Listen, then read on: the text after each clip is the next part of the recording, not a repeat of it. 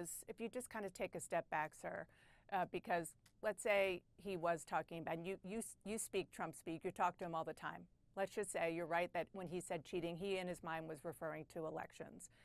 But it is, since the beginning of time in the United States of America, presidents have not liked the criticism that they got when they get coverage that they don't believe is favorable to them, but they have said that's just part of being the president in the United States of America with a free press.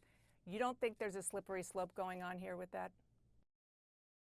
Well, I would like to go back and look at the comparisons of how many negative stories ran against Biden, against Obama, against Clinton, and even against Bush 41 and Bush 43. And I'm just saying,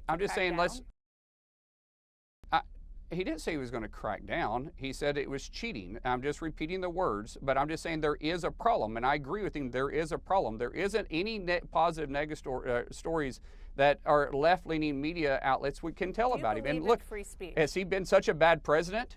Absolutely, I believe in free speech. Without a question, I believe in free speech. There's a thin line between free speech and when it crosses a line and causes violence. And when you start calling someone fascist, which is what we've seen prescribed on the bullets and on the magazines of these individuals, when you start using words of that he's a Nazi and comparing him to Hitler, and I'm not saying you've done that, I'm saying this is the negative stories that have been played about him.